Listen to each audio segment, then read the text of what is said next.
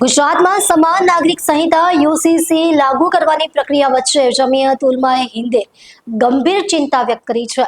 સંગઠને ધાર્મિક સ્વતંત્રતા આર્ટિકલ 25 જાળવવાની માંગ ઉઠાવી છે અને આ મુદ્દે તમામ સમુદાયો સાથે વ્યાપક ચર્ચા બાદ જ નિર્ણય લેવાની અપીલ કરી છે.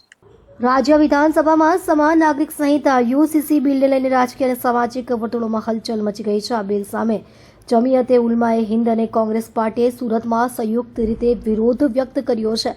બંને સંગઠનોએ આ બિલને સાંપ્રદાયિક અને બંધારણીય મૂલ્યોની વિરુદ્ધ ગણાવીને તેનો વિરોધ કર્યો છે. આ દરમિયાન શહેરના માજી મેયર કદીર પીરઝાદા અને વરિષ્ઠ ધાર્મિક અગ્રણી મૌલાના અરશદ મીરે લોકોને મોટો સંદેશ આપ્યો છે. બંને નેતાઓએ શાંતિ, એકતા અને બંધારણીય અધિકારોની હિમાયત કરતા કહ્યું કે કોઈ પણ કાયદો લાવતા પહેલા તમામ ધર્મો અને સમુદાયના વિચારોને સાંભળવા જરૂરી છે. માજી મેયર શ્રી કદીર પીરઝાદાએ જણાવ્યું હતું કે ભારતની તાકાત તેની વિવિધતામાં છે. કોઈ પણ એકતરફી કાયદો સામાજિક સંતુલન ખોરવી શકે છે. તો મૌલાના અરશદ મીરે લોકોને અપીલ કરી છે કે શાંતિપૂર્ણ રીતે પોતાની વાત રાખે અને કોઈ પણ પ્રકારની ઉશ્કેરણીને ટાળે. બિલના સમર્થકો તેને દેશમાં એક સમાન કાયદા માટે જરૂરી ગણાવી રહ્યા છે, જ્યારે વિરોધીઓ તેને ધાર્મિક સ્વતંત્રતા અને લઘુમતી હિતો પર પ્રહાર તરીકે જોઈ રહ્યા છે. આ મુદ્દે વિધાનસભામાં જોરદાર ધમાસાણ ચાલુ રહેવાની સંભાવના છે. સૂત્રોના જણાવ્યા અનુસાર આગામી દિવસોમાં આ મુદ્દે અન્ય સામાજિક સંગઠનો પણ પોતાનો પક્ષ રજૂ કરી શકે છે. ચર્ચા હાલ તમામ વર્ગોમાં ગરમાઈ ગઈ છે. યુનિફોર્મ સિવિલ કોડ યુસીસીનો કાયદો જે ગઈકાલે ગુજરાતની વિધાનસભામાં મંજૂર કરવામાં આવ્યો તેની સામે અમારો સખત વિરોધ છે. જ્યારે એનો પ્રોસિજર ચાલતો હતો, કમિટી આવી હતી, ત્યારે પણ અમે વિરોધ કર્યો હતો.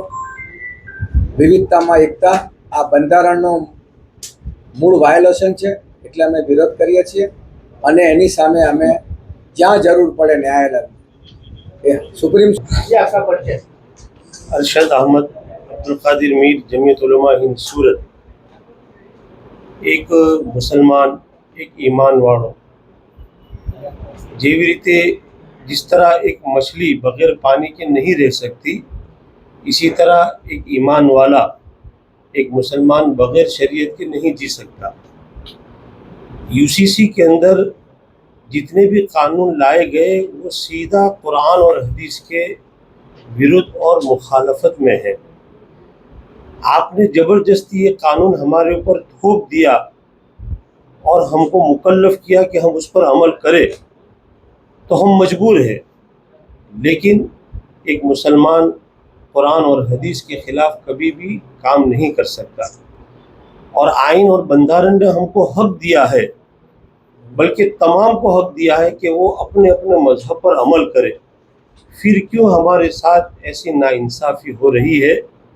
मैं गुजारिश करता हूँ कि इस बिल को अमल में न लाया जाए और तमाम के जज्बात को अपनी जगह पर रहने दिया जाए. किसी के जज्बात को ठेस न पहुँचे, इसकी पूरी कोशिश की जाए. इसी उम्मीद के साथ मैं ये मैसेज जमियत उलमा हिंद सूरत की जानिब से आपको पेश करता हूँ.